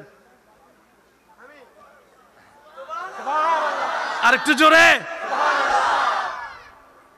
অর্ধ পৃথিবীর শাসকের সাথে আপনার কাফর সুফর চেহারায় তো মিল নাই, ব্যাপার কি? আপনার বডিগার্ড কই? আপনার রাজসিংহাসন কই? আপনার তাজমহল কোথায়? আপনার সেই খাট কই? আপনার সেই চেয়ার কই? ওমর ফারুক রাদিয়াল্লাহু তাআলা বলেন, তুমি যা বলছো, যা দেখতে চাচ্ছ, এগুলা জনগণের হক, এগুলা জনগণের অধিকার, এগুলা জনগণের অধিকার। সুবহানাল্লাহ বলেন। আরে ভাই, আমি যদি চেয়ার বানাতে মন চাই জনগণের টাকা দিয়ে আমার চেয়ার বানাইতে হবে, আল্লাহর কাছে কি জবাব দিব? আমি সেই কাজ করব না। আর আমি তো কারো কোনো ক্ষতি করি নাই, আমার এরকম গার্ডেরও দরকার হয় না। ফারুকে আজম। এবার জিজ্ঞেস করেন, ও ফারুকে আজম, আপনি এত সুন্দর দেশ চালানো শিখছেন কার থেকে? উত্তর দিবে, আমরা নবী রহমতুল্লিল আলামিনের স্কুলের ছাত্র। আমরা নবী রহমতুল্লিল আলামিনের স্কুল থেকে এই শিক্ষা নিয়েছি। চিৎকার দিয়ে একবার বলা যাবে সুবহানাল্লাহ? যতজন আল্লাহর বান্দায় কি আওয়াজে বলেন তো সুবহানাল্লাহ? আচ্ছা আপনারাই বলেন তো, সারা পৃথিবীর শাসক যদি সব এই মেন্টালিটির হয়, এই চিন্তার হয়, আর কেউ উপবাসে ঘুমাতে হবে না? জোরে বলেন, উপবাসে ঘুমাতে হবে? ক্ষুধার যন্ত্রণায় কষ্ট পেতে হবে? ইফতিজিং থাকবে, দর্শন থাকবে, আর হাজানি থাকবে, খুন থাকবে, কিচ্ছু থাকবে না। আপনি দরজা খোলা রেখে ঘুমিয়ে যেতে পারবেন। আল্লাহ আমাদের সবাইকে সেই ইসলামের নূর আলো নেওয়ার তৌফিক দান করুন। ইসলামের খেদমত করার ইচ্ছা আছে? কার কার আছে হাত তুলেন। আল্লাহু আকবার। জিন্দাবাদ নারায়ে তাকবীর, নারায়ে রিসালাত। একবার বলি মারহাবা। এবার হাত নামান। এবার আমার অনেক ভাই বলবে ইচ্ছা তো আছে, কিন্তু আমি তো হুজুর হতে পারি নাই, আমি তো ইমাম হতে পারি নাই, আমি তো বক্তা হতে পারি নাই, আমি তো মুয়াজ্জিন হতে পারি নাই, ইসলামের খেদমত কেমনে করব? শুনে রাখেন, ইসলামের খেদমত করতে ইমাম হতে হয় না, ইসলামের খেদমত করতে বক্তা হতে হয় না। আপনি যে পজিশনে আছেন, যে চাকরিতে আছেন, যে ব্যবসায়ী আছেন, যে কাজে আছেন, সেখান থেকে আপনি ইসলামের খেদমত চাইলে করতে পারবেন। আপনি ডাক্তার হয়ে ইসলামের খেদমত করতে পারেন। সুবহানাল্লাহ বলবো না ভাই? আর একটু জোরে বলেন না সুবহানাল্লাহ। এই সুযোগ করে দিয়েছেন কে? এই সুযোগ করে দিয়েছেন কে? সবাই যদি নিজের জায়গা থেকে চরিত্রটা মুসলমানের বানাই ফেলতে পারি। এটা কি ফার্মেসি? ফার্মেসি এই যে কথা কেন, ওষুধ আছে না? আমি বলি আমার ভাই যদি দোকানে থাকে, উনি আমাকে সেখান থেকে রিপ্লাই দিবে। এই এতগুলা ওষুধের ভিতরে যদি আপনাকে আমাকে ছেড়ে দেওয়া হয়, এই নিওসেপটিনল ল, আপনার আমার কমপক্ষে 2 ঘন্টা লাগবে। প্রথমে আগে এন খুঁজবো, এন এন এনই হুঁয়ত আছে বাইর ঘর। আর আমার ভাইকে প্রেসক্রিপশন দেওয়ার সাথে সাথে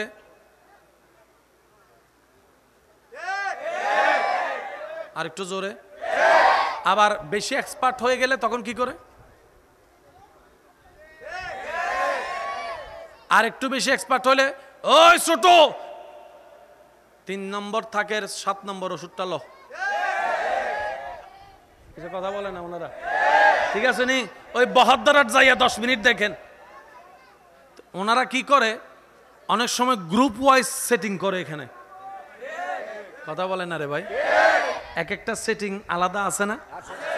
যখন পাক্কা হয়ে যায়, যারা ফার্মেসি করে 10-12 বছর, ইতারাও গো ছোট হাডো ডাক্তার তো বলনো হই বাংলার কেন বহুত জনে ডাইরেক্ট ডাক্তার হাসর না যাইতে হাজা দেয়। ভাই আছে আছে ইউথ মিদে হাসাত দি ইউথ ইউথ আর ভাইও সুন্দর করে হদে আগর আগর ইতারা কেন মন শান্তি দে দেরি আগর আগর সাইর ওষুধ গদি দে হামগি ইতো মনে মনে চিন্তা করতে মানলে ফিরা 300 টাকা বাঁচি কি আছে না নাই? হন আওয়াজ। অভিজ্ঞতা অনেক বড় জিনিস।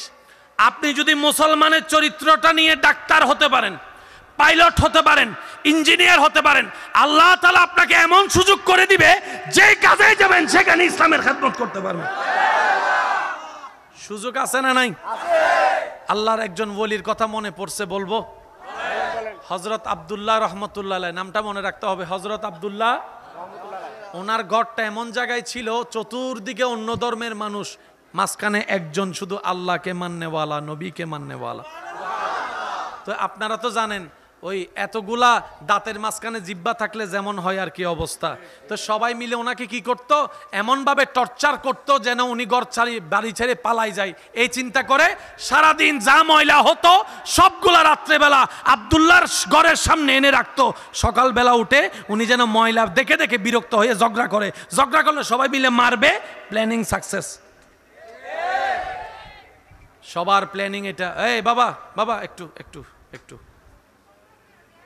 হযরত আব্দুল্লাহ রহমতুল্লাহ আলাইহি যখন সকালে দরজা খোলার জন্য সময় হতো, সবাই মিলে তাকাই থাকতো। সবাই মিলে কি করতো? তাকাই থাকতো। আজকে চিল্লাবে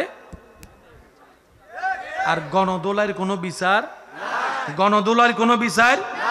সবাই জানলার ফাঁকে তাকাই থাকতো, মুসলমান কি করে দেখি। আব্দুল্লাহ রহমতুল্লাহ আলাইহি কোনো প্রকার কথা বলা ছাড়া ঘরের সামনে রাখা সে ময়লাগুলা নিজের হাতে নিয়ে নিরাপদ স্থানে ফেলে আসতেন, একটা আওয়াজও করেন নাই। তখন ওরা প্ল্যানিং করতেছে একদিনে না বালা, 2 দিনে না বালা, 4 দিনের দিতে সেদবে, 5 দিনের দিতে গরম হবে স্বাভাবিক। ওরা প্রত্যেক দিন ফেলতেই আছে। আব্দুল্লাহ রহমতুল্লাহ আলাই নীরবতার সাথে, ধৈর্যের সাথে, আল্লাহর উপর সন্তুষ্টি থেকে নিজের হাতে ময়লাগুলো নির্দিষ্ট স্থানে ফেলে দিতেই আছে, আওয়াজও করে নাই। ফেলতে ফেলতে ফেলতে ওরা ফেলতেই আছে, উনি রাখতেই আছে। এভাবে করতে করতে একদিন তারা বিরক্ত হয়ে ময়লা ফেলা বন্ধ করে দিছে। ওরা বলে লারি কারে, লড়ে তো না, রাগাই কারে, রাগে তো না। আশা করি আপনারা জীবনে অনেক কিছুর সাথে মিল খুঁজে পাবেন। কিছু কিছু মানুষ আছে দেখবেন আপনার সাথে যাওয়ার সময় এমনি নিজের থেকে হইলো তারপরে বলবে যে ধাক্কা গায়ে দিউস আছে, এরকম আছে। কিছু মানুষ আপনার সাথে গায়ে পড়ে ঝগড়া করতে চাইবে। আল্লাহর ওয়াস্তে যদি সফলতা চান ঝগড়া করেন না। আপনি বলবেন ধাক্কা আরেকটা দে, আয়। তৃতীয়বার যখন ধাক্কা দিতে আসবে আপনি হাতটা দিয়ে কোলাকুলি করে ফেলবেন। সিডেঙ্গে হতা আছে, হতে সবসময় জোতা দিয়ে মারণ নপরে। সিডেঙ্গ কলে বুঝিব হতাইয়েন ইয়েন অন্য দেশ হলে আবার গালি মনে হতারি নারা সিডেঙ্গে হতারি। সিডেঙ্গে হতা আছে তো ও সবসময় জোতা দিয়ে মারণ নপরে। কিছু কিছু হতা আছে দিন জোতার মারির তো বেশি। আচ্ছা অনজ্ঞ বেনামাজি মানুষেরও যদি যাইয়েরা হন, ওরা তুই যে নামাজি মানুষ, আল্লাহু আকবার আল্লাহু আকবার, তুই নামাজ পড়তে পড়তে তো চেহারাতে ওরা নুরগি, তাই যদি নামাজও ফরজ ফানলার। আচ্ছা তুই জীবন হতে পারিব না, আই নামাজ ন পড়ি আইন হতে পারিব না, শরম ন নাই এন ও মাতো না বাজে, ঠিক না? আব্দুল্লাহ রহমতুল্লাহ ময়লা যখন নিজের কাছে ফেলে দিচ্ছেন নিজে নিজে, সবাই বিরক্ত হয়ে ময়লা ফেলা বন্ধ করে দিয়েছে। একদিন আব্দুল্লাহ রহমতুল্লাহ সকালে দরজা খুলে দেখে ঘরের সামনে আর কোনো ময়লা নাই, ময়লা নাই, ময়লা। ধৈর্যের জয় আসছে কি আসে নাই? সবাই মিলে বলেন ধৈর্যের জয় আসছে কি আসে নাই? শেষ ভালো যার সব ভালো তার জোরে বলেন আসছে কি আসে নাই? আপনি আমি হইলে তো এক লাফে খুশিতে ছাদে উঠে যাইতাম জিতি গেই, কিন্তু আব্দুল্লাহ রহমতুল্লাহ তা করেন নাই। করলেন কি? প্রত্যেক জনের ঘরে যাইয়া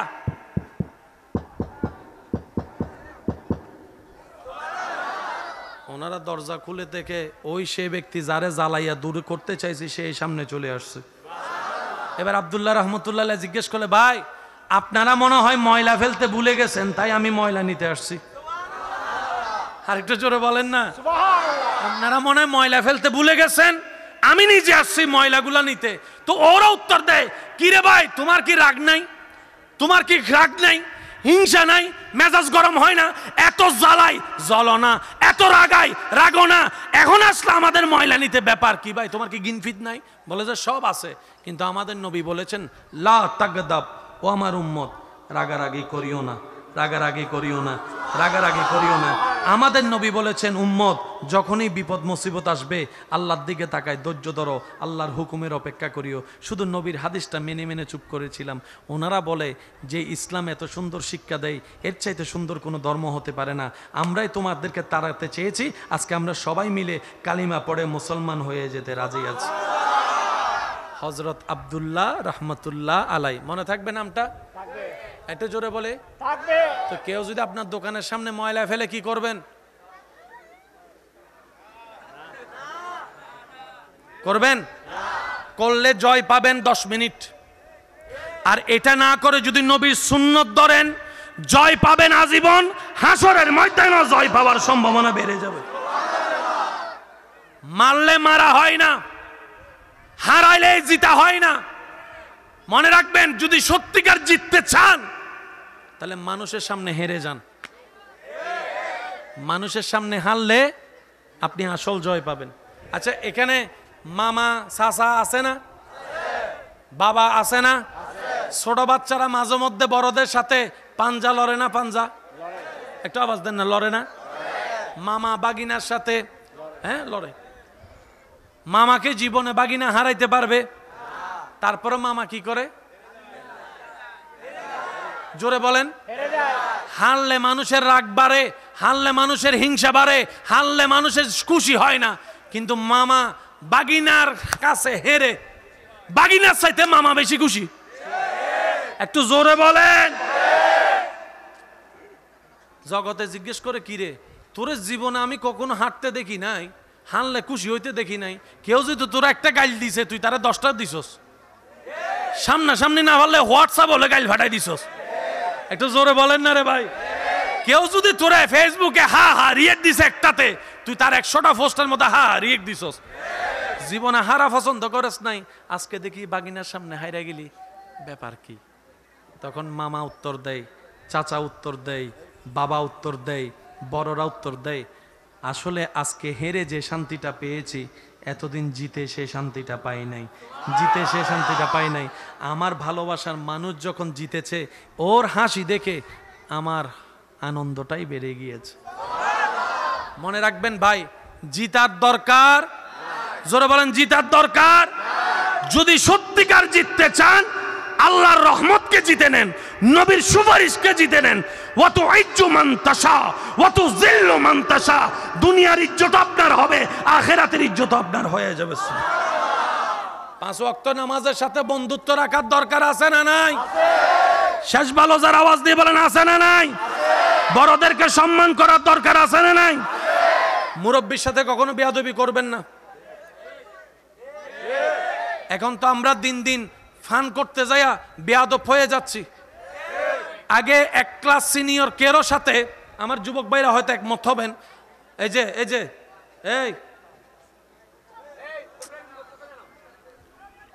আমার দাদার একটু আওয়াজ দিন, আমার ভাইয়ের এখানে আছে। এক ক্লাস সিনিয়র আর কোন সিনিয়র ভাই যদি আসতো, জায়গা ছেড়ে দেওয়া লাগতো। শুধু এক ক্লাস সিনিয়র, টিচার না, এক ক্লাস সিনিয়র। আর এখন 10 ক্লাস সিনিয়র আসলো, তার কাঁধের উপর হাত দিয়ে বলে স্মাইল প্লিজ। কথা বলেন, কথা বলেন, কথা বলেন, ঠিক কি না? দিন দিন আদব উঠে যাচ্ছে, বলেন দিন দিন আদব উড়ে যাচ্ছে। বড়দের সামনে, মুরব্বীদের সামনে অনেক যুবক ভাইরা পায়ের উপর পা তুইলা। মনে রাখবেন একটা কথা, আল্লাহ রসুলের একটা হাদিস, চিনেন না চিনেন দরকার নাই, মুরব্বীদেরকে ইজ্জত দিবেন। আপনি যখন মুরব্বী হবেন, আল্লাহ কিছু বান্দার অন্তরে আপনার প্রতি ভালোবাসা সৃষ্টি করে দিবে, তারা যেন আপনাকে সম্মান দেয়, তারা যেন আপনাকে ইজ্জত দেয়। আমরা কি আমলটা করতে পারবো ইনশাল্লাহ? বাসে উঠছেন, আপনি বসে আছেন, আপনি দাঁড়ায় থাকতে পারবেন, আপনার সে বয়স আছে, 4 ঘন্টা দাঁড়ায় থাকলেও আপনার কোনো ক্ষতি নাই। মুরব্বী একজন দাঁড়িয়ে আছে, একজন মা দাঁড়িয়ে আছে, একজন গর্ভবতী মা দাঁড়িয়ে আছে, একজন বোন দাঁড়িয়ে আছে, যিনি দাঁড়িয়ে থাকার কারণে অন্যরা ইফটিজিং করার সুযোগ পাচ্ছে। আপনি সেই জায়গায় ওই বোনের ইমানি ভাই হিসাবে, ওই মায়ের ইমানি সন্তান হিসাবে আপনি ওনাকে বসার ব্যবস্থা করে দেন, বসার ব্যবস্থা করে দেন। সুবহানাল্লাহ বলেন।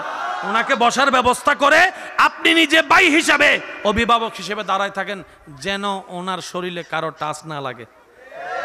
আল্লাহ পাক বলবে, তুই আমার বান্দার ইজ্জত হেফাজত করছস, আগামী 3 দিন পরে তোর একটা দোষ প্রকাশ হওয়ার কথা ছিল তকদিরে লেখা। আল্লাহ ফেরেশতাকে বলবে, এই এটা কাইটা দে, আমার বান্দার দোষটা যেন কেউ না জানে। আর সেজন্য যে অন্যের ইজ্জতের হেফাজত করে, রব্বুল আলামিন তার ইজ্জতের হেফাজতের দায়িত্ব নিয়ে নেয়। সুবহানাল্লাহ। যে অন্যকে খাওয়ায়, আল্লাহ তাকে খাওয়ায়, যে অন্যকে ভালো রাখে, আল্লাহ তাকে ভালো রাখে। আমি জানি না আপনারা আমার সাথে একমত হবেন কিনা, তবে আমার ব্যক্তিগত অভিমত থেকে বলি, আসল সুখ শান্তি যদি পেতে চান আপনি দুনিয়াতে, একজন অভাবী মানুষ, একজন অভাবী ছোট বাচ্চা, আপনি মনে করেন টঙের দোকানে বসে একটু চা খাচ্ছেন, একটা বন দিয়ে আপনার পকেটে মাত্র 50 থেকে 60টা টাকা আছে, ওই 10-20 টাকার আপনি একটু পেটটা ভরে নিচ্ছেন। এমন সময় যদি দূর থেকে দেখেন একটা গেঞ্জি ছাড়া, একটা প্যান্ট পরা যদি ছোট বাচ্চা দূর থেকে কলার দিকে তাকায় আছে, বনের দিকে তাকায় আছে, তার চেহারা দেখেই বোঝা যাচ্ছে তার ক্ষুধা পেটের মধ্যে আছে, ক্ষুধার যন্ত্রণায় কষ্ট পাচ্ছে, কিন্তু টাকা পকেটে নাই, অভিভাবক নাই। আপনি তাকে ডেকে বলেন, যদি ভাই তোর কি খিদা লাগছে, সে অবশ্যই বলবে মুখটা লেলে ভাই খিদা লাগছে, কিন্তু পকেটে টাকা নেই। আপনি তাকে শুধু 20টা টাকা দিয়ে, 10টা টাকা দিয়ে একটু খাবার দেন, একটা বন দেন, একটা রুটি দেন। ওই বন রুটি হাতে দেওয়ার পরে ওর মুখের হাসিটা একটু দেখিয়েন। আর একটু জোরে বলি, ওই 10-20 টাকার একটা বন রুটি কিনে ওই ক্ষুধার্ত ছেলেটার একটু হাতে দেন, মেয়েটার হাতে দেন। হাতে দেওয়ার পরে ওর হাসিটা একটু দেখিয়েন। আপনিও আমার সাথে একমত হবেন, 1000 লক্ষ কোটি টাকা দিলেও আপনি এই হাসি কিনে পাবেন না, এই হাসি আপনি কিনে পাবেন না। এই 10-20 টাকায় ক্ষুধার্ত পেটের মধ্যে যখন হাসিটা আপনি ফুটাতে পারবেন চেহারায়, আপনি মনে হবেন আপনি পৃথিবীর সবচেয়ে সুখী মানুষের একজন। আসল সুখ কোথায় জানেন? অন্যের মুখে হাসি দেখার মধ্যে সুখ। আসল শান্তি কোথায়? অন্যকে ভালো রাখার মধ্যে সুখ। আমরা পাই না কেন জানেন? আমরা অন্যের মুখের হাসি কেড়ে নিজে হাসার চেষ্টা করি, অন্যকে আগুনে ফেলে নিজে অ্যাসির মধ্যে থাকার চেষ্টা করি, অন্যকে বেইজ্জতি করে নিজে ইজ্জতে থাকার স্বপ্ন দেখি। কখনো পাওয়া যাবে না, কখনো পাওয়া যাবে না। কারণ রবের বান্দাকে, রবের সৃষ্টিকে যে কষ্ট দিবে, রব তাকে কখনো ছাড়বে না, রব তাকে কখনো ছাড়বে না, রব তাকে কখনো ছাড়বে না। রব্বুল আলামিন অতীত বর্তমান সব জানার পরও হাসরের বিচার রেখেছেন। তার অন্যতম একটা কারণ হচ্ছে এই দুনিয়াতে যারা টাকার কারণে বিচার পায় নাই, সম্পদের কারণে বিচার পায় নাই, পাওয়ার না থাকার কারণে বিচার পায় নাই, সম্পদের জুলুমের কারণে অত্যাচারিত হয়েছে, বিচার পায় নাই, আল্লাহ সবাইকে হাসরে নিয়ে বলবে, বান্দা দুনিয়াতে তো টাকার কাছে তোর ন্যায় বিচার হেরে গেছিল, শক্তির সামনে তোর ন্যায় বিচার হেরে গেছিল, জনপাওয়ার না থাকার কারণে তোর পক্ষে কেউ কথা বলে নাই। ও বান্দা, হাসরে আনছি আমি, আল্লাহ আছি তোর পক্ষে, এবার আমি ন্যায় বিচার করেই দেখাবো। আল্লাহ আমাদের সবাইকে বুঝার তৌফিক দান করুন।